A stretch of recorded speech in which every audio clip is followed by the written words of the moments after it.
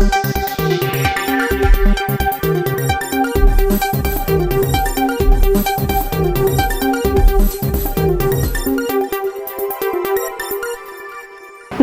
ಈ ನ್ಯೂಸ್ ಟಿವಿಯ ಸ್ಪೀಡ್ ನ್ಯೂಸ್ಗೆ ಸ್ವಾಗತ. ದೇಶ ಮತ್ತು ರಾಜ್ಯದ ಸಮಗ್ರ ಸುದ್ದಿಗಳು ಹಾಗೂ ಸ್ಥಳೀಯ ವಿದ್ಯಮಾನಗಳ ಪಟಾಪಟ್ ಸುದ್ದಿಗಳು. ಕೋಲಾರ ಜಿಲ್ಲೆಯಲ್ಲಿ ಕೃಷಿ ಹೊಂಡಗಳ ಅವಘಡಗಳು ಆತಂಕ ಮೂಡಿಸುತ್ತಿವೆ. ಮಾಲೂರು ತಾಲೂಕಿನ ಕೊತ್ತೂರು ಬಳಿ ಕಾಲು ಜಾರಿ ಕೃಷಿ ಹೊಂಡಕ್ಕೆ ಬಿದ್ದ ಇಬ್ಬರು ಸಹೋದರರು ಮೃತಪಟ್ಟಿದ್ದಾರೆ. ಕೋಲಾರ ಜಿಲ್ಲೆಯಲ್ಲಿ ಕೃಷಿ ಹೊಂಡಗಳು ಅಕ್ಷರಶಃ ಮೃತ್ಯು ಕೂಪಗಳಾಗಿ ಮಾರ್ಪಟ್ಟಿವೆ. ನಿನ್ನೆ ಕಾಲು ಜಾರಿ ಕೃಷಿ ಹೊಂಡಕ್ಕೆ ಬಿದ್ದು ಮತ್ತೆ ಇಬ್ಬರು ಸಹೋದರರು ಸಾವನ್ನಪ್ಪಿರುವಂತಹ ಘಟನೆ ಜಿಲ್ಲೆಯ ಮಾಲೂರು ತಾಲೂಕಿನ ಕೊತ್ತೂರು ಬಳಿ ನಡೆದಿದೆ. ಆ ಮೂಲಕ ಕಳೆದ 20 ದಿನಗಳಲ್ಲಿ ಕೃಷಿ ಹೊಂಡದಲ್ಲಿ ಬಿದ್ದು 9 ಜನರು ಮೃತಪಟ್ಟಿದ್ದಾರೆ. ಕೃಷಿ ಹೊಂಡಗಳಿಗೆ ತಂತಿ ಬೇಲಿ ಅಳವಡಿಸಿ ಸುರಕ್ಷಿತ ಕ್ರಮ ಕೈಗೊಳ್ಳುವಂತೆ ಜಿಲ್ಲಾಧಿಕಾರಿ ಆದೇಶದ ನಡುವೆಯೂ ಸಾವಿನ ಸರಣಿ ಮುಂದುವರೆದಿದೆ. ಇಂಧನ ದರ ಏರಿಕೆಯ ಬಿಸಿ ಇದೀಗ ಜನಸಾಮಾನ್ಯರ ಜೇಬಿಗೂ ತಟ್ಟುವ ಸಾಧ್ಯತೆ ಇದೆ. ಡೀಸೆಲ್ ದರ ಏರಿಕೆಯ ಹಿನ್ನೆಲೆ ಲಾರಿ ಮಾಲೀಕರು ಸರಕು ಸಾಗಣೆ ದರವನ್ನು ಹೆಚ್ಚಿಸಲು ಮುಂದಾಗಿದ್ದು, ಅಗತ್ಯ ವಸ್ತುಗಳ ಬೆಲೆ ಮತ್ತಷ್ಟು ಏರಿಕೆಯಾಗುವ ಆತಂಕ ಎದುರಾಗಿದೆ. ಇಂಧನಗಳ ಬೆಲೆ ಸತತ ಏರಿಕೆಯಿಂದ ಈಗಾಗಲೇ ಗ್ರಾಹಕರ ಜೇಬಿಗೆ ಕತ್ತರಿ ಬಿದ್ದಿರುವ ನಡುವೆ ಶೀಘ್ರವೇ ಅಗತ್ಯ ವಸ್ತುಗಳ ಬೆಲೆಯೂ ಹೆಚ್ಚಾಗುವ ಮುನ್ಸೂಚನೆ ಸಿಕ್ಕಿದೆ. ಕಳೆದ 10 ದಿನಗಳಲ್ಲಿ ಡೀಸೆಲ್ ದರವು ಒಟ್ಟು ₹7.81 ಏರಿಕೆಯಾಗಿರುವ ಹಿನ್ನೆಲೆಯಲ್ಲಿ ಕರ್ನಾಟಕದ ಲಾರಿ ಮಾಲೀಕರು ಹಾಗೂ ಸಾರಿಗೆ ಸಂಸ್ಥೆಗಳು ಸರಕು ಸಾಗಣೆ ದರವನ್ನು ಕನಿಷ್ಠ %10 ಹೆಚ್ಚಿಸುವ ಸಾಧ್ಯತೆ ಇದೆ ಎನ್ನಲಾಗಿದೆ. ಯುರೋಪ್ನಲ್ಲಿ ತೀವ್ರ ಬಿಸಿಗಾಳಿಯ ಪರಿಣಾಮ ಜನಜೀವನ ಅಸ್ತವ್ಯಸ್ತವಾಗಿದೆ. ಫ್ರಾನ್ಸ್ನಲ್ಲಿ ತಾಂತ್ರಿಕ ದೋಷದಿಂದ ರೈಲು ನಿಂತು ಎಸಿ ಸ್ಥಗಿತಗೊಂಡ ಪರಿಣಾಮ ನೂರಾರು ಪ್ರಯಾಣಿಕರು ಸಂಕಷ್ಟ ಅನುಭವಿಸಿದ ಘಟನೆ ಸಾಮಾಜಿಕ ಜಾಲತಾಣಗಳಲ್ಲಿ ವೈರಲ್ ಆಗಿದೆ. ಫ್ರಾನ್ಸ್ನಲ್ಲಿ ಕಳೆದ ಕೆಲವು ದಿನಗಳಿಂದ ಬಿಸಿಲ ತಾಪ ಹೆಚ್ಚಾಗಿದೆ. ಯುರೋಪ್ನಲ್ಲಿ ಆವರಿಸಿರುವ ತೀವ್ರ ಬಿಸಿಗಾಳಿಯ ಭೀಕರತೆಗೆ ಫ್ರಾನ್ಸ್ನ ಪ್ಯಾರಿಸ್ನಿಂದ ನೈಸ್ ನಗರಕ್ಕೆ ಸಂಚರಿಸುತ್ತಿದ್ದ ರೈಲಿನ ನೂರಾರು ಪ್ರಯಾಣಿಕರು ತೀವ್ರವಾಗಿ ಕಂಗಾಲಾದ ಘಟನೆ ನಡೆದಿದೆ. ತಾಂತ್ರಿಕ ದೋಷದಿಂದ ನಿಂತ ರೈಲು ಎಸಿಯೂ ಇಲ್ಲದೆ ರೈಲಿನಲ್ಲಿ ಕೂರಲಾರದೆ ಪ್ರಯಾಣಿಕರು ಕೆಳಗಿಳಿದು ಬಂದಿರುವ ವಿಡಿಯೋ ವೈರಲ್ ಆಗಿದೆ. ಅಮೆರಿಕ, ಭಾರತ, ಜಪಾನ್ ಮತ್ತು ಆಸ್ಟ್ರೇಲಿಯಾ ರಾಷ್ಟ್ರಗಳ ಕ್ವಾಡ್ ಒಕ್ಕೂಟದ ವಿದೇಶಾಂಗ ಸಚಿವರ ಸಭೆಯಲ್ಲಿ ಇಂಡೋ ಪೆಸಿಫಿಕ್ ವಲಯದ ಭದ್ರತೆ, ಸಮುದ್ರ ಮಾರ್ಗಗಳ ರಕ್ಷಣೆ ಹಾಗೂ ಇಂಧನ ಭದ್ರತೆ ಕುರಿತು ಮಹತ್ವದ ನಿರ್ಧಾರಗಳನ್ನು ಕೈಗೊಳ್ಳಲಾಗಿದೆ. ಇಂದು ಮಂಗಳವಾರ ಇಲ್ಲಿ ನಡೆದ ಅಮೆರಿಕ, ಜಪಾನ್, ಭಾರತ ಮತ್ತು ಆಸ್ಟ್ರೇಲಿಯಾ ದೇಶಗಳನ್ನೊಳಗೊಂಡ ಕ್ವಾಡ್ ಒಕ್ಕೂಟದ ವಿದೇಶಾಂಗ ಸಚಿವರ ಉನ್ನತ ಮಟ್ಟದ ಸಭೆಯಲ್ಲಿ ಹಿಂದೂ ಮಹಾಸಾಗರ ಮತ್ತು ಪೆಸಿಫಿಕ್ ವಲಯದಲ್ಲಿ ಮುಕ್ತ ವ್ಯಾಪಾರ, ಇಂಧನ ಭದ್ರತೆ ಮತ್ತು ಸಮುದ್ರ ಮಾರ್ಗಗಳ ರಕ್ಷಣೆಗೆ ಸಂಬಂಧಿಸಿದಂತೆ ಮಹತ್ವದ ನಿರ್ಧಾರಗಳನ್ನು ತೆಗೆದುಕೊಳ್ಳಲಾಗಿದೆ. ಭಾರತದ ವಿದೇಶಾಂಗ ವ್ಯವಹಾರಗಳ ಸಚಿವ ಎಸ್ ಜೈಶಂಕರ್ ನೇತೃತ್ವದಲ್ಲಿ ನಡೆದ ಈ ಸಭೆಯಲ್ಲಿ ಅಮೆರಿಕದ ವಿದೇಶಾಂಗ ಕಾರ್ಯದರ್ಶಿ ಮಾರ್ಕೊ ರೂಬಿಯಾ, ಆಸ್ಟ್ರೇಲಿಯಾದ ವಿದೇಶಾಂಗ ಸಚಿವೆ ಪೆನ್ನಿ ವಾಂಗ್ ಮತ್ತು ಜಪಾನ್ನ ವಿದೇಶಾಂಗ ಸಚಿವ ತೋಶಿಮಿತ್ಸು ಮೋಟೆಗೆ ಭಾಗವಹಿಸಿದ್ರು. ಬೆಂಗಳೂರು ವೈಟ್ಫೀಲ್ಡ್ ವ್ಯಾಪ್ತಿಯಲ್ಲಿ ಮನೆ ಹಾಗೂ ಜ್ಯುವೆಲರಿ ಅಂಗಡಿಯಲ್ಲಿ ಕಳ್ಳತನ ಮಾಡಿದ್ದ 3 ಆರೋಪಿಗಳನ್ನು ಪೊಲೀಸರು ಬಂಧಿಸಿದ್ದಾರೆ.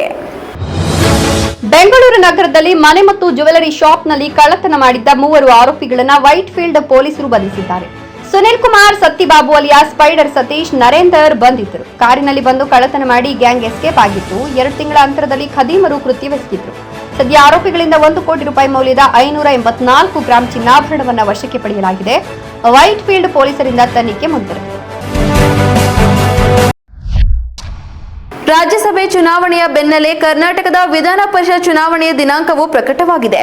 ಜೂನ್ 18ರಂದು 7 ಸ್ಥಾನಗಳಿಗೆ ಮತದಾನ ನಡೆಯಲಿದ್ದು, ರಾಜಕೀಯ ಪಕ್ಷಗಳಲ್ಲಿ ಅಭ್ಯರ್ಥಿ ಆಯ್ಕೆ ಚಟುವಟಿಕೆಗಳು ಚುರುಕುಗೊಂಡಿವೆ.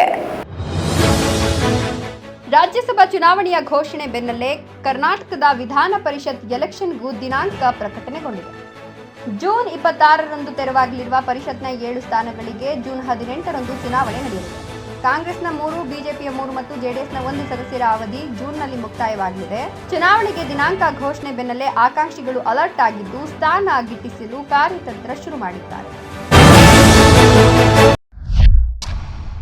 ದಾಬಸ್ಪೇಟೆ ದೊಡ್ಡಬಳ್ಳಾಪುರ ನಡುವಿನ ಕ್ವೀನ್ ಸಿಟಿಯಲ್ಲಿ ಟೊಯೋಟಾ ಕಿರ್ಲೋಸ್ಕರ್ ಮೋಟಾರ್ಸ್ ₹200 ಕೋಟಿ ಹೂಡಿಕೆ ಮಾಡುವ ಒಪ್ಪಂದಕ್ಕೆ ಸಹಿ ಹಾಕಿದೆ.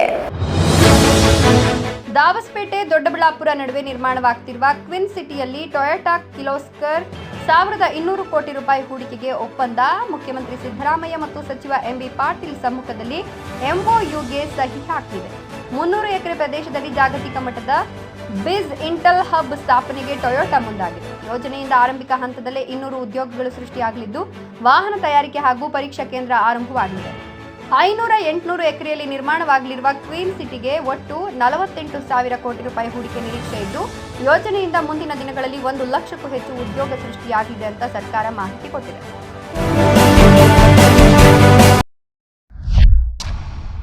ಬೆಂಗಳೂರು ನಗರದಲ್ಲಿ ವಿದೇಶಿ ಮೂಲದ ಹೈಟೆಕ್ ಮಾದಕ ವಸ್ತು ಜಾಲವನ್ನು ಸಿಸಿಬಿ ಪೊಲೀಸರು ಭೇದಿಸಿದ್ದಾರೆ. ಸಿಲಿಕಾನ್ ಸಿಟಿ ಬೆಂಗಳೂರಿನಲ್ಲಿ ವಿದೇಶಿ ಮೂಲದ ಹೈಟೆಕ್ ಮಾದಕ ವಸ್ತುಗಳ ಜಾಲವನ್ನು ಕೇಂದ್ರ ಅಪರಾಧ ವಿಭಾಗದ ಪೊಲೀಸರು ಮತ್ತೊಮ್ಮೆ ಯಶಸ್ವಿಯಾಗಿ ಭೇದಿಸಿದ್ದಾರೆ. ಅಮೆರಿಕ ಮತ್ತು ಥೈಲ್ಯಾಂಡ್ನಿಂದ ಚಾಮರಾಜಪೇಟೆಯಲ್ಲಿರುವ ವಿದೇಶಿ ಪೋಸ್ಟ್ ಆಫೀಸ್ಗೆ ಪಾರ್ಸೆಲ್ ಮೂಲಕ ಬಂದಿದ್ದ ಭಾರಿ ಮೌಲ್ಯದ ಮಾದಕ ವಸ್ತುವನ್ನು ಸಿಸಿಬಿ ಅಧಿಕಾರಿಗಳು ವಶಪಡಿಸಿಕೊಂಡಿದ್ದಾರೆ. ಸಾಮಾನ್ಯ ತಿಂಡಿ ತಿನಿಸುಗಳ ಸ್ನ್ಯಾಕ್ಸ್ ಬಾಕ್ಸ್ ಒಳಗಡೆ ಅತ್ಯಂತ ಚಾಣಾಕ್ಷತನದಿಂದ ಮುಚ್ಚಿಡಲಾಗಿದ್ದ ಬರೋಬ್ಬರಿ 3 ಕೋಟಿ ರೂಪಾಯಿ ಮೌಲ್ಯದ 3 ಕೆಜಿ 312 ಗ್ರಾಂ ಹೈಡ್ರೋ ಗಾಂಜಾವನ್ನು ಜಪ್ತಿ ಮಾಡಲಾಗಿದೆ. ಉತ್ತರ ಪ್ರದೇಶದ ಮೊರಾದಾಬಾದ್ನಲ್ಲಿ ಪತ್ನಿಯ ಅನೈತಿಕ ಸಂಬಂಧ ಪ್ರಶ್ನಿಸಿದ ಪತಿಯನ್ನ ಕ್ರೂರವಾಗಿ ಕೊಲೆ ಮಾಡಿರುವ ಪ್ರಕರಣ ಬೆಳಕಿಗೆ ಬಂದಿದೆ. ತನ್ನ ಅನೈತಿಕ ಸಂಬಂಧವನ್ನು ಪ್ರಶ್ನಿಸಿದ ಪತ್ನಿಯೇ ತನ್ನ ಪ್ರಿಯಕರ ಮತ್ತು ತಂಗಿಯ ಸಹಾಯದಿಂದ ಅತ್ಯಂತ ಕ್ರೂರವಾಗಿ ಚಿತ್ರಹಿಂಸೆ ನೀಡಿ ಕೊಲೆ ಮಾಡಿರುವ ಆಘಾತಕಾರಿ ಘಟನೆ ಉತ್ತರ ಪ್ರದೇಶದ ಮೊರಾದಾಬಾದ್ನಲ್ಲಿ ನಡೆದಿದೆ. ಕೊಲೆಯನ್ನು ಆತ್ಮಹತ್ಯೆಯಂತೆ ಬಿಂಬಿಸಲು ಯತ್ನಿಸಿದ ಪತ್ನಿ ಸೇರಿದಂತೆ 4 ಆರೋಪಿಗಳನ್ನು ಪೊಲೀಸರು ಬಂಧಿಸಿದ್ದಾರೆ. ದೇವನಹಳ್ಳಿ ಪ್ರವಾಸಿ ಮಂದಿರದಲ್ಲಿ ದಲಿತ ರಕ್ಷಣಾ ವೇದಿಕೆ ಸಂಘಟನೆಯ ನೂತನ ಪದಾಧಿಕಾರಿಗಳ ನೇಮಕ ಕಾರ್ಯಕ್ರಮ ನಡೆಯಿತು. ದೇವನಹಳ್ಳಿ ಪ್ರವಾಸಿ ಮಂದಿರದಲ್ಲಿ ದಲಿತ ರಕ್ಷಣಾ ವೇದಿಕೆ ಸಂಘಟನೆಯ ನೂತನ ಪದಾಧಿಕಾರಿಗಳ ನೇಮಕ ಕಾರ್ಯಕ್ರಮ ನಡೆಯಿತು. ರಾಜ್ಯಾಧ್ಯಕ್ಷ ರಾಮಕೃಷ್ಣಪ್ಪ ಸಂಘಟನೆ ಮೂಲಕ ಶೋಷಿತ ವರ್ಗದ ಸೇವೆಗೆ ಬದ್ಧತೆ ವ್ಯಕ್ತಪಡಿಸಿದ್ದು, ಚಿಕ್ಕಬಳ್ಳಾಪುರದಲ್ಲಿ ರಾಮಕೃಷ್ಣಪ್ಪ ಆಶ್ರಮ ಆರಂಭಿಸಿ ಬಡವರು ಮತ್ತು ನಿರ್ಗತಿಕರಿಗೆ ನೆರವು ನೀಡಲಾಗುತ್ತಿದೆ ಎಂದರು. ಬೆಂಗಳೂರು ಗ್ರಾಮಾಂತರ ಜಿಲ್ಲಾ ಘಟಕಕ್ಕೆ ಹೊಸ ಪದಾಧಿಕಾರಿಗಳನ್ನು ನೇಮಿಸಿ ಆದೇಶ ಪತ್ರ ವಿತರಣೆ ಮಾಡಲಾಯಿತು. ಈ ಹೊಸೂರು ಮುರಳಿ ಗೌರವಾಧ್ಯಕ್ಷರಾಗಿ, ನಾಗರಾಜ್ ಜಿಲ್ಲಾಧ್ಯಕ್ಷರಾಗಿ, ಇರ್ಫಾನ್ ಸುಲ್ತಾನ್ ಅಲ್ಪಸಂಖ್ಯಾತ ಘಟಕದ ಅಧ್ಯಕ್ಷರಾಗಿ ಆಯ್ಕೆಗೊಂಡರು. ಕಾರ್ಯಕ್ರಮದಲ್ಲಿ ಸಂಘಟನೆಯ ವಿವಿಧ ಪದಾಧಿಕಾರಿಗಳು ಹಾಗೂ ಮುಖಂಡರು ಉಪಸ್ಥಿತರಿದ್ದರು. ಈ ನ್ಯೂಸ್ ಟಿವಿಯ ಸ್ಪೀಡ್ ನ್ಯೂಸ್ ಜೊತೆಗೆ ತಪ್ಪದೆ ವೀಕ್ಷಿಸಿ. ಈ ನ್ಯೂಸ್ ಟಿವಿಯ ಮುಖ್ಯ ಸಂಚಿಕೆ ರಾತ್ರಿ 8:30ಕ್ಕೆ.